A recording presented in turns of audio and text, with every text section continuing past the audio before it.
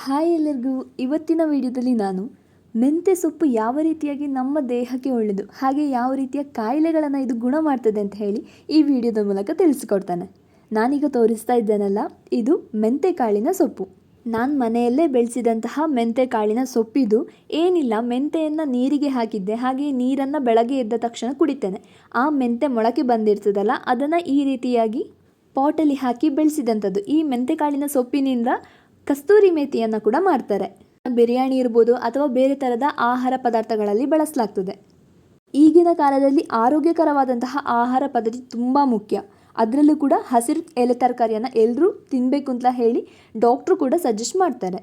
ಹಸಿರು ಎಲೆ ತರಕಾರಿಗಳಲ್ಲಿ ಈ ಮೆಂತ್ಯ ಸೊಪ್ಪು ಕೂಡ ಒಂದು. ಇದನ್ನು ಸೇವನೆ ಮಾಡೋದ್ರಿಂದ ನಮ್ಮ ಆರೋಗ್ಯದ ಮೇಲೆ ಒಳ್ಳೆಯ ಪ್ರಭಾವವನ್ನು ಬೀರ್ತದೆ. ಮೊದಲನೇದಾಗಿ ದೇಹದಲ್ಲಿರುವಂತಹ ಕೆಟ್ಟ ಕೊಬ್ಬು ಅಂದರೆ ಬ್ಯಾಡ್ ಕೊಲೆಸ್ಟ್ರಾಲನ್ನು ಕಡಿಮೆ ಮಾಡ್ತದೆ. ಹಾಗಾಗಿ ಹೃದಯದ ಆರೋಗ್ಯವನ್ನು ಕಾಪಾಡುವಲ್ಲಿ ಇದು ಪ್ರಮುಖ ಪಾತ್ರವನ್ನು ವಹಿಸ್ತದೆ. ನಮ್ಮ ದೇಹದಲ್ಲಿ ಬ್ಯಾಡ್ ಕೊಲೆಸ್ಟ್ರಾಲ್, ಈ ಕೆಟ್ಟ ಕೊಬ್ಬು ಕಡಿಮೆ ಆಗ್ತಾ ಹೋದ ಹಾಗೆ ನಮ್ಮ ದೇಹದ ತೂಕದ ನಿಯಂತ್ರಣವನ್ನು ನಾವು ಮಾಡ್ಕೊಳ್ಬೋದು. ಹಾಗಾಗಿ ಈ ಮೆಂತ್ಯ ಸೊಪ್ಪಿನಿಂದ ವೆಯ್ಟ್ ಮ್ಯಾನೇಜ್ಮೆಂಟ್ ಮುಖ್ಯವಾಗಿ ಮಾಡ್ಕೊಳ್ಬೋದು. ಮೆಂತ್ಯ ಸೊಪ್ಪು ಆರೋಗ್ಯಕ್ಕೆ ತುಂಬ ಒಳ್ಳೆಯದು. ಅದರಲ್ಲಿ ಹಲವಾರು ಪೋಷಕಾಂಶಗಳುಂಟು. ವಿಟಮಿನ್ ಎ, ಬಿ, ಸಿ ಹಾಗೆ ಫೋಲಿಕ್ ಆ್ಯಸಿಡ್. ಇದು ಒಂದು ರೀತಿಯಾಗಿ ಆಯುರ್ವೇದದ ಔಷಧಿಯಾಗಿ ಕೆಲಸ ಮಾಡ್ತಿದೆ. ಮೆಂತ್ಯ ಕಾಳಿರ್ಬೋದು ಹಾಗೆ ಮೆಂತ್ಯ ಸೊಪ್ಪಿರ್ಬೋದು ಡಯಾಬಿಟಿಸ್ ಕಂಟ್ರೋಲ್ ಮಾಡುವಲ್ಲಿ ಪ್ರಮುಖ ಪಾತ್ರವನ್ನು ವಹಿಸ್ತದೆ. ಅದರಲ್ಲಿ ಟೈಪ್ 1 ಡಯಾಬಿಟಿಸ್ ಇರ್ಬೋದು, ಹಾಗೆ ಟೈಪ್ 2 ಡಯಾಬಿಟಿಸ್ ಇರ್ಬೋದು. ಹಾಗೆಯೇ ಇದನ್ನು ಸೇವನೆ ಮಾಡೋದ್ರಿಂದ ಇನ್ಸುಲಿನ್ ಪ್ರೊಡಕ್ಷನನ್ನು ಕೂಡ ನಾವು ಕಂಟ್ರೋಲಲ್ಲಿ ಇಟ್ಕೊಳ್ಬೋದು ಅಂತ ಹೇಳ್ತಾರೆ. ಇನ್ನೊಂದು ಬಾಣಂತಿಯರಲ್ಲಿ ಎದೆ ಹಾಲನ್ನು ಜಾಸ್ತಿ ಮಾಡ್ಕೊಳ್ಳಿಕ್ಕೆ ಈ ಸೊಪ್ಪನ್ನು ತಿನ್ಬೋದು ಅಂತ ಹೇಳ್ತಾರೆ. ಎಲೆಯನ್ನು ನೀರಿನಲ್ಲಿ ಹಾಕಿ ಖಾಲಿ ಹೊಟ್ಟೆಗೆ ಬೆಳಗ್ಗೆ ಕುಡಿಬೋದು, ಅಥವಾ ಮೆಂತ್ಯ ಕಾಳನ್ನು ನೀರಿನಲ್ಲಿ ಹಾಕಿ ಖಾಲಿ ಹೊಟ್ಟೆಗೆ ಬೆಳಗ್ಗೆ ಕುಡಿಯುವಂಥದ್ದು.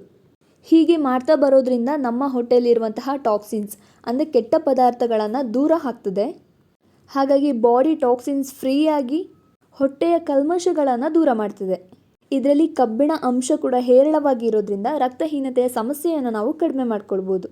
ಆಗ ಹೇಳಿದ ಹಾಗೆ ಈ ಎಲೆಗಳನ್ನು ಖಾಲಿ ಹೊಟ್ಟೆಗೆ ಜಗ್ದು ನುಂಗೋದ್ರಿಂದ ತೂಕವನ್ನು ನಾವು ಕಡಿಮೆ ಮಾಡ್ಕೊಳ್ಬೋದು. ಮೆಂತ್ಯ ಕಾಳಿನ ಸೊಪ್ಪಿನ ಚಹಾ ಕೂಡ ಮಾಡಿ ಕುಡಿಯೋದುಂಟು. ಇದು ಬಾಯಿ ನೋವಿರ್ಬೋದು ಅಥವಾ ಬಾಯಲ್ಲಿ ಬರುವ ದುರ್ವಾಸನೆಯನ್ನು ಕೂಡ ಕಡಿಮೆ ಮಾಡ್ತದೆ. ಮೆಂತ್ಯ ಸೊಪ್ಪುಗಳಲ್ಲಿ ಫೈಬರ್ ಕಂಟೆಂಟ್ ಹೇರಳವಾಗಿ ಇರೋದ್ರಿಂದ ಡೈಜೆಷನ್ ಪ್ರೋಸೆಸ್ ಈಸಿಯಾಗಿ ಆಗ್ತದೆ.